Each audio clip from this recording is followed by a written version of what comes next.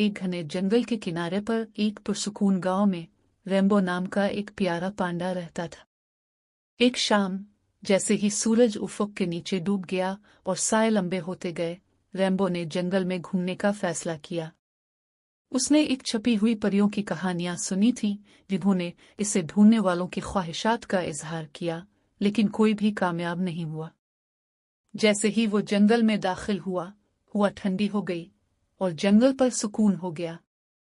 अचानक दरख्तों के दरमियान हल्की सी चमक नमूदार हुई। रेम्बो का दिल धड़क उठा जब वो रोशनी का पीछा करता था। काई वाली जमीन पर उसके कदम नर्म थे। रोशनी मजीद चमकती गई और वहां एक छोटी सी सफाई के बीच में उसने इसे देखा, एक नाजुक परी जिसके पैरों की चमक थी फूल के ऊपर मंडला रही थी। प्रीमोली, इसकी चमकती आंखें रेम्बो पर जिमी हुई थी। तुम यहाँ क्यों आए हो बच्चे? उसने पूछा। इसकी आवाज नरम लेकिन हुक्म देने वाली थी। मैं तुम्हें ढूंढने आया हूँ, रेम्बो ने सरगोशी की। उसकी आवाज कांप रही थी। मेरी एक ख्वाहिश थी। प्री मुस्करा दी, लेकिन इसके बारे में कुछ परेशान कुन था। ख्वाहिशें मुफ्त में पूरी नहीं होती, वो हिचकिचाया। तुम क्या चाहते हो?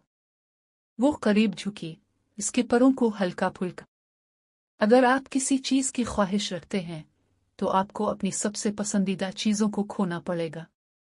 रेम्बो ने अपने पसंदीदा बांस, दोस्तों के साथ अपनी मुहिम जोई और यहाँ तक कि अपने खानदान के बारे में सोचा।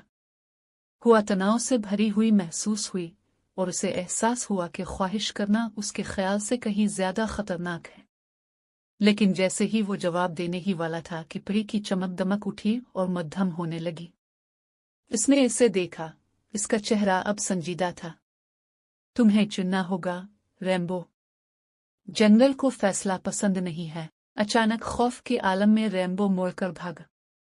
इसके पीछे परियों की रोशनी अंधेरे में यूं गायब हो गई जैसे वो कभी थी ही नहीं। रेम्बो तेजी से जंगल से निकलकर अपने गांव में दाखिल हुआ।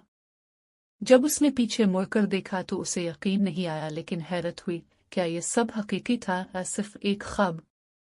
उसने फिर कभी जंगल में कदम नहीं रखा। बाज़ औक़ात जिन चीज़ों की हम सबसे ज़्यादा ख्वाहिश करते हैं उनके नताइज होते हैं जिनका सामना करने के लिए हम तैयार नहीं होते।